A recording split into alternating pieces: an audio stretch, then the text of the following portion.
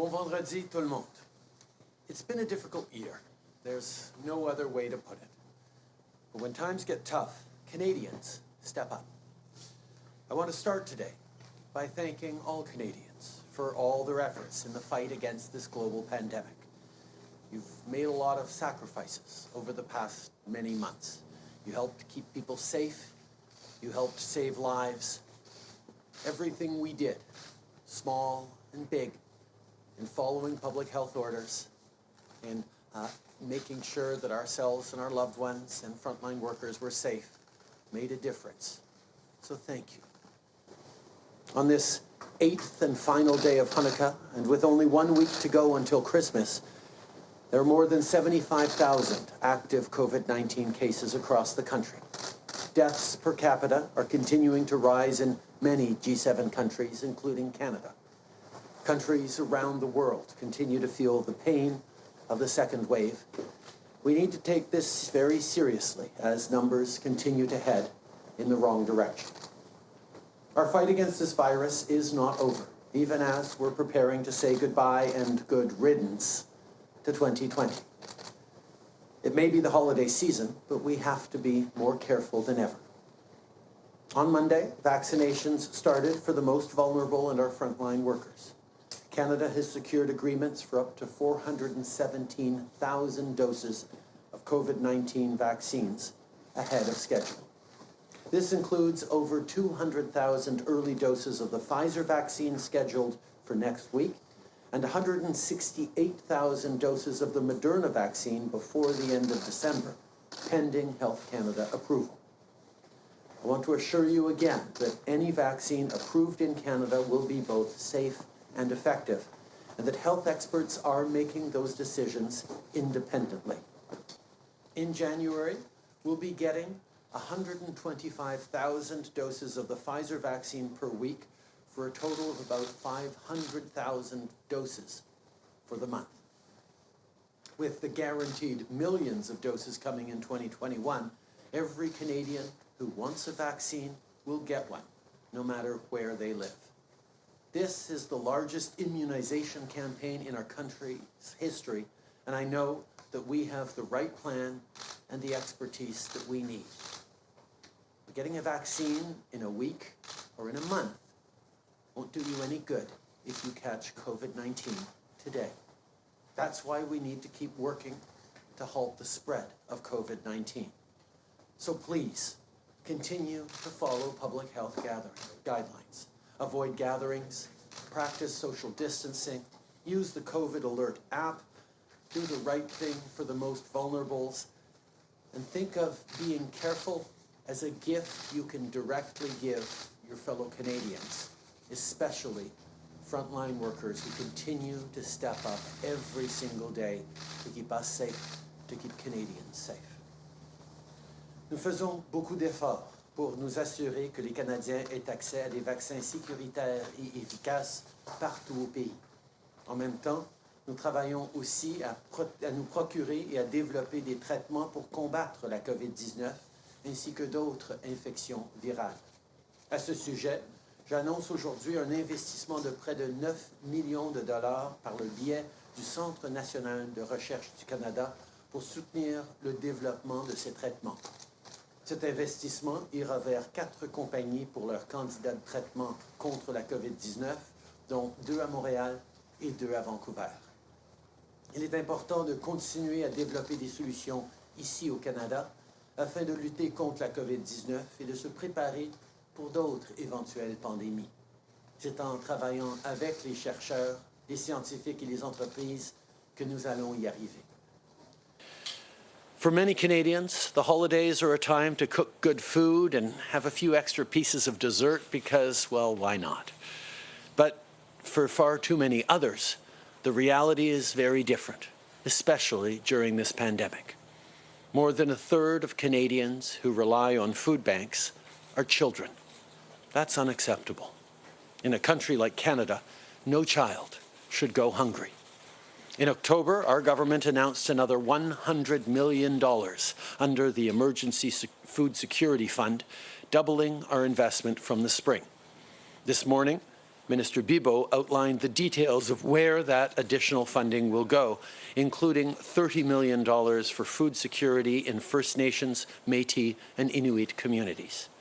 With these funds, food banks, local food organizations, and Indigenous groups will be able to purchase and safely distribute food to help vulnerable people and communities. I want to say a special thank you to all the volunteers and workers at food organizations who've stepped up to help their fellow Canadians. I met many of you virtually in October, and I remember you sharing how you had to adapt really quickly when the pandemic hit. Thank you for your work, your time, your generosity, and for your commitment to answering the call for others in need. Je sais qu'on aurait tous espéré que la situation soit différente pour les fêtes. L'année a déjà été difficile et on vous demande encore de faire des efforts. Mais ce n'est pas le temps de lâcher. Il y a de l'espoir. On sait que les vaccins arrivent. On n'était pas sûr qu'il allait y avoir des vaccins contre la COVID-19 quand on en parlait il y a 6 mois. Mais nos chercheurs, nos scientifiques ont fait un travail incroyable ici au Canada et à travers le monde. Et on sait maintenant que cette pandémie a une fin et elle s'en vient. Mais elle n'est pas là encore. On a des millions de doses de réservées pour les Canadiens. Tout le monde va pouvoir être vacciné en 2021 au Canada. Mais avant d'y arriver, il va falloir qu'on passe ensemble un hiver difficile. Alors continuez de faire ce que nous faisons depuis des mois, de faire attention, d'éviter les rassemblements, de suivre les consignes de santé publique, de télécharger et d'utiliser l'application Alerte COVID, d'éviter des rassemblements. Noël ne sera pas pareil cette année, mais ça va être encore un moment, ça va quand même être un moment pour être là, virtuellement ou en personne pour les plus proches, pour réfléchir à cette année difficile, mais surtout réfléchir à comment on a pu passer à travers en tant que communauté, en tant que société, à être là les uns pour les autres, à faire le deuil de dizaines de milliers de Canadiens qu'on a perdus, mais de redoubler notre engagement pour avoir un Noël en 2021 encore meilleur et de loin meilleur que celui qu'on passe maintenant. On pourra le faire, mais il va falloir continuer à tenir bon. On peut offrir notre vigilance en cadeau aux travailleurs de la santé, ceux de la première ligne qui sont là pour nous protéger, pour continuer à travailler même pendant le temps des fêtes pour sauver des vies. Nous avons tous un devoir de les protéger et nous avons la capacité de le faire. Continuons de faire ce dont on a besoin et on va passer à travers. Since the beginning of this crisis, our government has done everything we can to protect you and your family. We've sent millions of pieces of PPE to the provinces and territories. We've created special programs for families and workers who needed it. We've supported small businesses so that they could stay open and hold on. We've presented historic measures to rebuild a more resilient economy that works for everyone. Now, I know that this won't be the kind of holiday season we might have hoped for, but that doesn't mean we can't feel hopeful about what comes next. This past year has had its challenges, but we faced them together. When this new virus started spreading, few people thought we'd have an approved and safe vaccine so quickly. So thank you to our scientists, to researchers, and to experts around the world who stepped up and worked incredibly hard. You've all done incredible things this year, and it's important that we keep supporting you in the work you do, and that we keep listening and trusting you in your expertise and your work to keep us all safe. The vaccination campaign has started. Millions of doses are already secured and will be coming in the coming months. We planned thoroughly. We're relying on advice from the best experts, and we're working with the provinces and territories to roll them out. Canada has the most vaccines secured per capita and the most diverse portfolio of vaccine options in the world. We're also doing our part to help developing countries get access to more tests, treatments, and vaccines so we can fight this pandemic everywhere.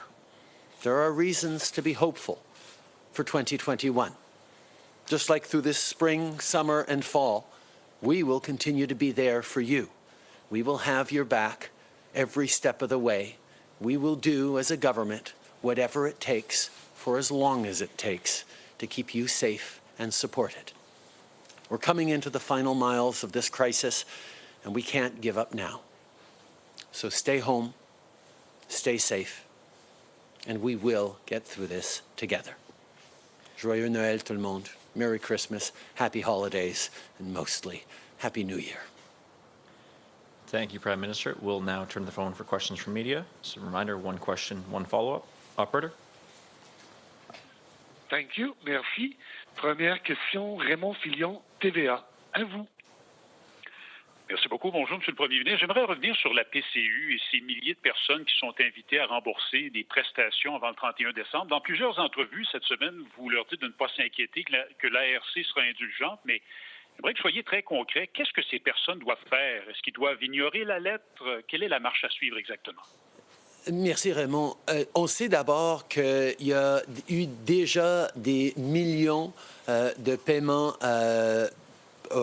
à l'ARC au cours des derniers mois de gens qui ont reçu trop de PCU ou le PCU quand ils n'en avaient pas le droit. Alors, les Canadiens comprennent à quel point c'est important d'être équitable et d'être responsable avec tout ça. Mais je sais aussi, et j'ai entendu directement de Canadiens qui sont préoccupés par cette information qu'ils ont reçue de l'Agence du revenu. Et ce que je leur dis, c'est ne vous inquiétez pas. Vous n'avez rien besoin de payer avant la fin de l'année. C'était pour information seulement. Et je vais vous dire qu'on comprend que dans les centaines de milliers de personnes qui ont reçu ces avis, il y a des gens dans beaucoup de différentes situations et on va regarder ces situations dans les mois à venir pour pouvoir s'assurer qu'on est là pour aider les plus vulnérables. Je vais vous dire, rassurer directement, on n'a pas donné de l'argent à ceux qui en avaient besoin pour ensuite le retirer à Noël. On est là pour aider les plus vulnérables. C'est la promesse qu'on a donnée en tant que gouvernement et on va continuer de faire cela. Suivi.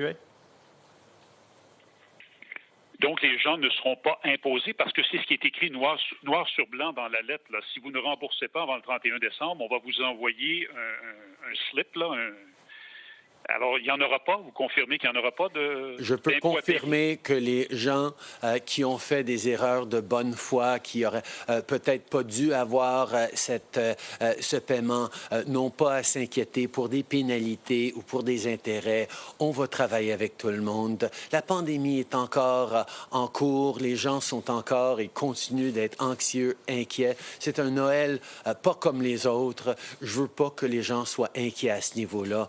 J'ai fait une promesse, on allait soutenir les gens qui en avaient besoin et on va continuer de le faire. Okay. I think people need to know that we were serious when we said we would be there for people. We didn't deliver support to millions of Canadians who needed it just to claw it back at Christmas.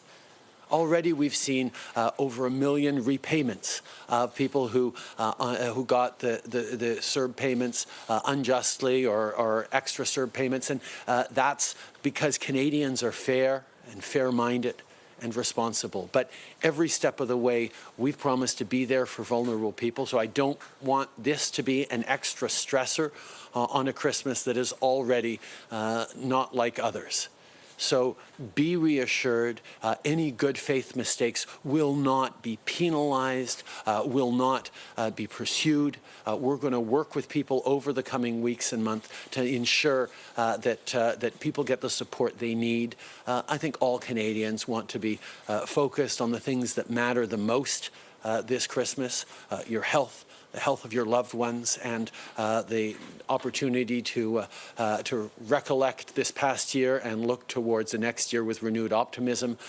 These letters should not be a source of anxiety for anyone. Thank you. Next question, please, operator. Thank you. Merci. Next question, Dylan Robertson, Winnipeg Free Press. Line open.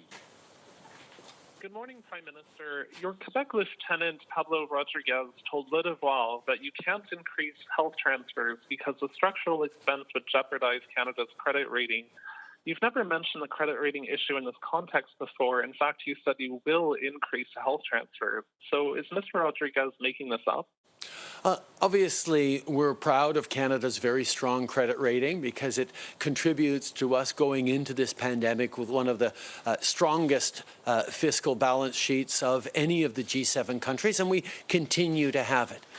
But as I've said, our focus is on being there for Canadians as long as they need it, whatever it takes during this pandemic, and that's what we're doing, which is why we have flowed billions of dollars in supports directly to Canadians, to workers, to families, to small businesses, why we've flowed money to provinces to support the most vulnerable, to help with their health systems, why we've delivered on PPE, on rapid tests and testing kits, and now on vaccines that we're paying for. We have demonstrated every step of the way that we're doing what it takes because we know that that's not just the right thing to do, that's the best way to ensure that our economy comes roaring back for the long term. I have said we will sit down and work with the provinces on expanding health transfers because we know that long term there is a need for that. But those decisions are to be taken once we see the other side of this pandemic and we have a better idea of what the future looks like. Our focus is on being there to support Canadians, and that's what we're going to continue to do. And a follow-up, Dylan? Okay, so you didn't actually answer the question on the accuracy of that statement, but I just want to ask about Rivera and the pension plan. Rivera has given false information to Winnipeg health officials numerous times about its nursing homes, like how many staff it had during outbreaks. Rivera is owned by the public sector pension plan, so why are you not leveraging those shares to get the company to increase its staffing in care homes? Right now, our focus is on supporting seniors, vulnerable Canadians right across the country with whatever is necessary. That is why we have worked closely with the provinces on extra help. We put forward $1 billion more in the fall economic statement to help with infection control and prevention and other measures in long-term care homes. We continue to work with the Red Cross, and we sent in the Army through this past month, and we are focused on being there to support vulnerable Canadians and seniors during this crisis. I have no doubt that as this crisis in its current exigencies draws to an end, there will be many reflections about how we deliver long-term care to seniors across this country in a way that respects their dignity, their safety, and ensures the best quality of care right across the country. The federal government is happy to be part of that conversation, and part of those reflections that I know provinces are going to have are around differing outcomes in different styles of care homes. I think those are important conversations to have, but right now our focus is on doing everything we can to support the vulnerable Canadians in those care homes. Thank you. Next question, please, operator. Thank you. Merci. Next question, Tonda McCharles, Toronto Star. Line open. Good morning, Prime Minister. Speaking of what you were just talking about, reflections on lessons learned and whatnot. Whoops. Sorry. You spoke, when you spoke to us after you met with the premiers, you said that you thought it was necessary to take lessons on public health from what was happening in this pandemic, and that we had to learn lessons just as we did through SARS. And yet I don't hear you ever suggesting sort of what that looks like. I know there's an in-house lessons learned exercise going on at Health Canada, but can you speak more specifically to how you would like to see that lessons learned exercise unfold? Is it a federal inquiry? Do you think each province has to undertake their own? What do you see? I think every day during this unprecedented pandemic, we have been learning from what we did the previous days, the previous weeks, and that is ongoing, so we can make sure that every given week, every given month, we're giving the very best support in the best ways to Canadians. And that means listening to our experts. It means looking at the outcomes of what we've been able to do. It means learning from what other jurisdictions are doing. And certainly, this has been a constant exercise in examining what has been done, what could be done better, and bringing those in as quickly as possible.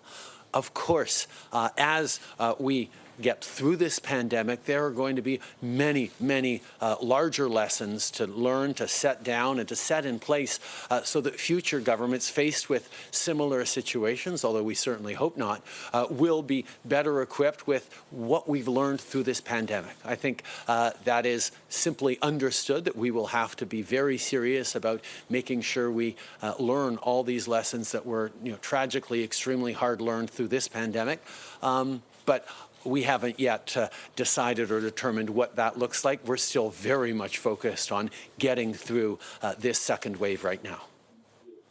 And the other day, when in one of those year-end interviews, you told an interviewer that you in contemplating, when the next election might happen, possibly in 2021, you said while your government won't is not necessarily in the driver's seat on that, but you are, that an election, first you have to get through the pandemic. You said we have to get through the pandemic first. So I'd like to understand, what does that look like to you? What do you determine, what will determine when we're through the pandemic? Is it 50% of Canadians vaccinated? Is it a certain level of control of infection?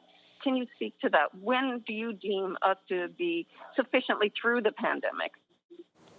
I think you lay out exactly sort of the range of reflections and uncertainties that we know for 2021. We know that we are going to be vaccinating millions of Canadians and vaccinating every Canadian who wants it, and that will get us significantly through this pandemic.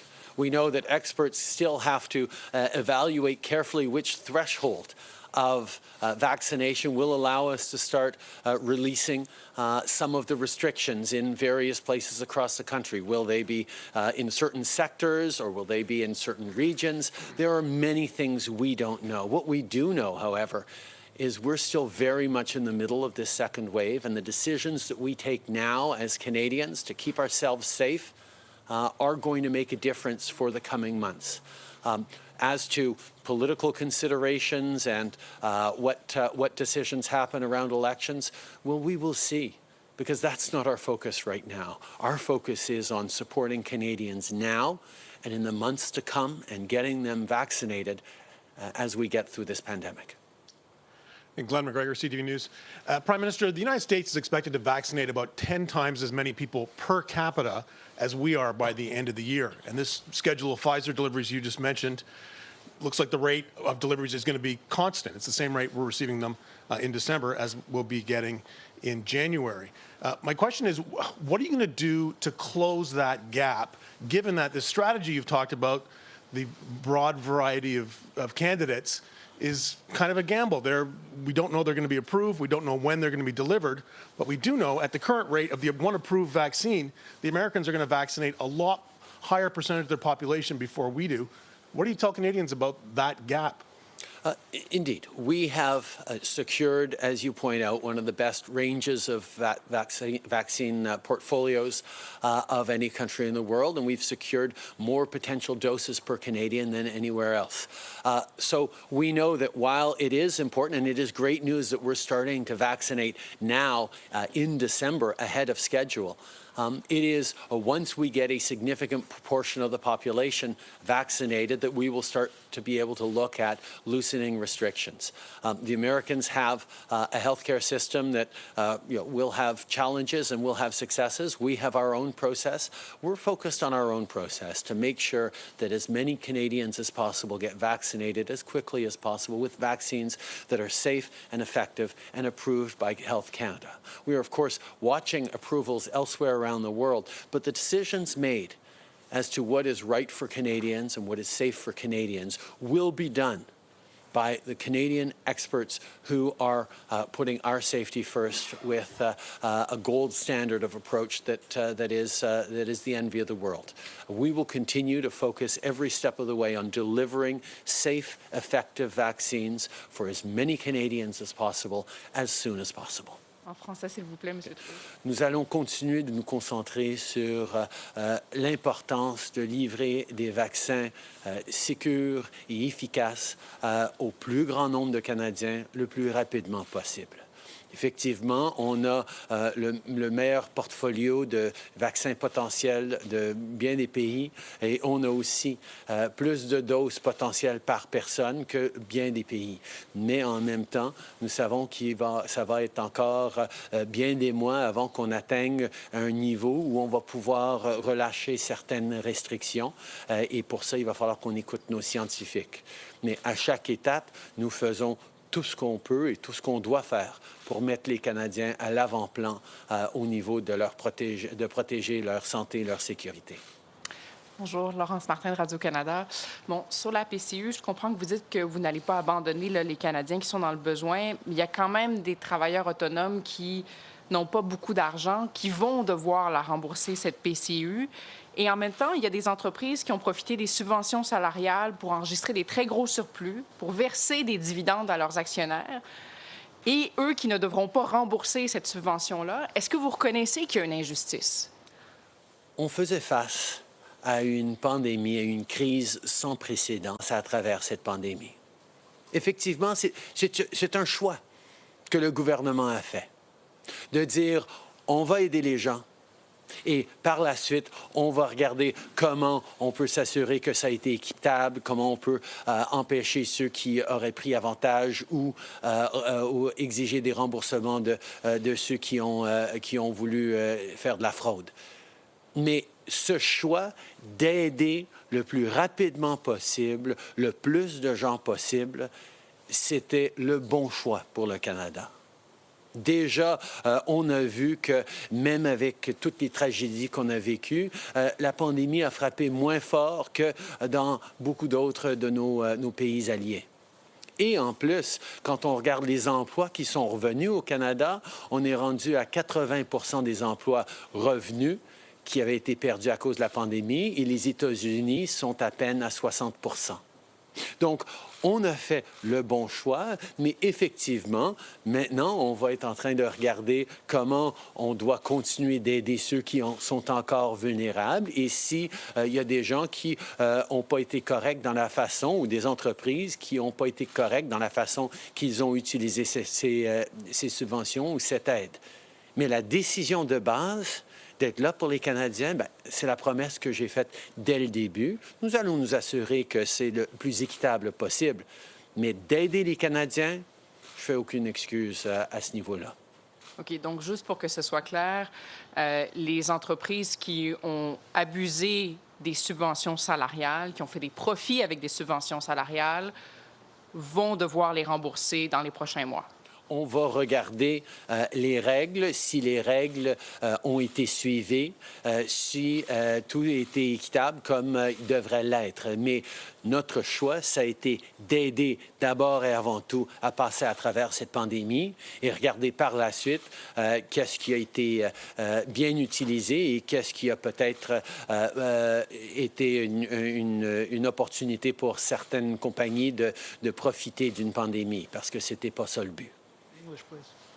I think people know we made a choice as a government, not a choice that every government around the world did, not a choice that every political party might have made, but we made a choice to help Canadians rapidly at the very start of this pandemic, flowing supports to families, to workers almost immediately, and supports to small businesses and businesses of all sizes rapidly afterwards.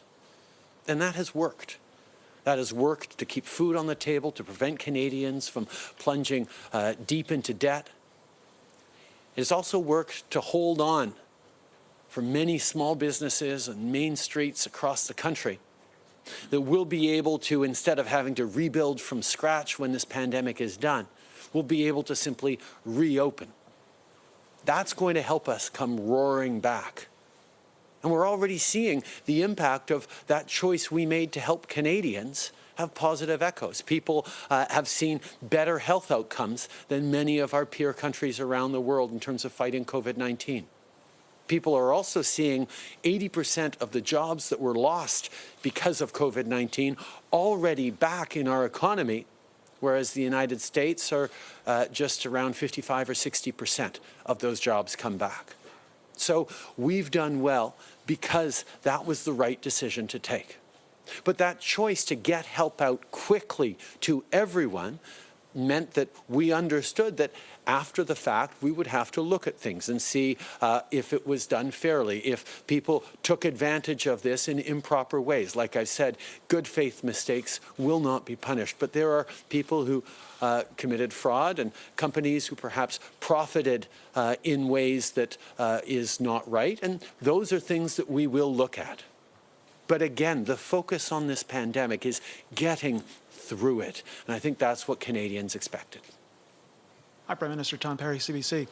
I'm just wondering if you've heard anything from Pfizer about whether they can ramp up deliveries as the year goes on, if you've heard from other companies about how quickly they can deliver, just to get an idea of how quickly vaccines might be coming in. And also, if I could just put a second part on this. A while back, you said that if Canadians buckled down, they might be able to save Christmas. So what do you think went wrong?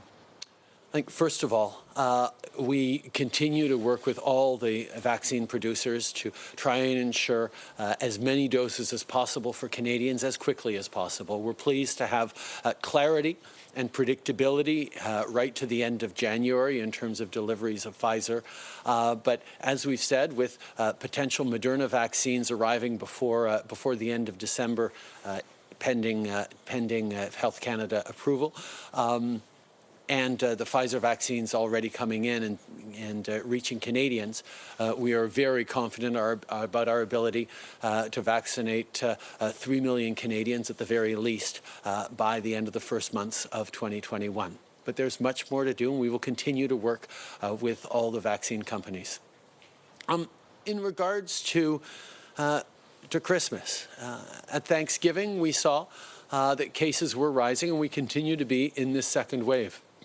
But I know that Canadians have been doing the right kinds of things across the country. And yes, people are tired and people are frustrated and cases are still creeping up in some places and going in the wrong direction overall. But I've seen it in the conversations I've had, in reports from across the country, how Canadians get it, that we just need to hold on for a few more months as vaccines are starting to arrive, and we'll get through this. Canadians are pretty good at making it through long, tough winters, and this is going to be a longer and tougher one than we're even used to. But I know, because I've seen people there for each other, people wanting to do the right thing even though it's hard, that we're going to be able to keep cases under control because Canadians stay focused on the things that matter. Prime Minister Michael Couture from Global National. Despite what you just said in Canadians doing the right thing, in Ontario today we're seeing over 2,000 cases again, and we're going into a period where people are likely going to want to try and bend the rules a little bit. Because of the holidays, they want to get together with people. How frustrating has it been for you that no matter what you say out here and no matter what Dr. Tam says, that the numbers continue to go up somehow? I think the vast majority of Canadians are being incredibly thoughtful about what they're doing, about how they're keeping themselves, their loved ones, their parents and grandparents, frontline workers safe. But we've seen the challenges of this coronavirus hit extremely hard in communities across the country and indeed in countries around the world. That's why we need to continue to remain vigilant and attentive. But the uncertainty we've had over the coming months, when we didn't even know whether or not there would be a safe and effective vaccine, has now been lifted to a large degree. We know that there will be an end to this COVID crisis. We know that vaccines provide an end, and it's coming. And as tough as this winter is, the spring will be better and the summer may well be much better. But to get there, we have to keep hanging on. to get there, we have to stay disciplined and be there for each other. Because I know as much as many of us want to see our loved ones this Christmas that we won't be able to see except through a TV or computer screen, we also want to be able to see them and give them big hugs next Christmas. And our capacity to have them here with us next Christmas depends on all of us thinking about doing our part this Christmas and in the coming months of this winter. Je pense que les gens continuent de faire leur part. On voit que les gens portent des masques, ils gardent leur distance, ils suivent les consignes, même si c'est difficile. Les Canadiens, on est bons à vivre des hivers difficiles. Notre pays, c'est pas un pays, c'est l'hiver. On le sait, on le sent dans tout ce qu'on est. Et cet hiver va être difficile et on va devoir passer à travers. Mais on sait que le printemps s'en vient, puis le printemps va être meilleur. Puis l'été pourrait être encore beaucoup meilleur. Mais à ce moment-ci, il va falloir qu'on réfléchisse à ce que, oui, on veut voir nos êtres chers et nos amis ce Noël. On va seulement pouvoir les voir à travers l'écran d'un ordinateur dans bien des cas. Mais c'est pour pouvoir les voir l'année prochaine, Noël prochain, pouvoir se rassembler et célébrer sans trop d'autres tragédies, sans trop d'autres pertes de parents, de grands-parents, de personnes vulnérables. Tenons bon comme on sait le faire en tant que Canadiens et on va passer à travers. Hello, Prime Minister. Mike Blanchfield, Canadian Press. As you bid good riddance to 2020, what is your message to the Chinese government on how they ought to be treating Michael Kovrig and Michael Spavor? And could you please clarify earlier remarks you made this week about whether or not you are actually optimistic they will be getting out anytime soon, or if there's any tangible sign of that? This will be the third Christmas that Michael Kovrig and Michael Spavor spend in arbitrary detention in China. It is incredibly frustrating to me that the Chinese government continues to not understand that Canada is a country that respects the rule of law and will continue to. That we are a country that rejects coercive diplomacy and arbitrary detention, and that China's approach in the way it's been conducting itself is not improving its relations with any country around the world, and indeed is harming its own interests. We will continue to pursue every avenue to bring the two Michaels home as soon as possible. And I remain hopeful to get good news an hour from now, a day from now, a week from now, a month from now. We continue to work and be optimistic that we're going to be able to bring them home. But we will not put in danger other Canadians, and we will not flinch in our defense of the rule of law and of the values that Canadians hold dear. We will continue to stand up for our interests and our citizens every step of the way. Merci beaucoup tout le monde. Thank you guys. Merry Christmas.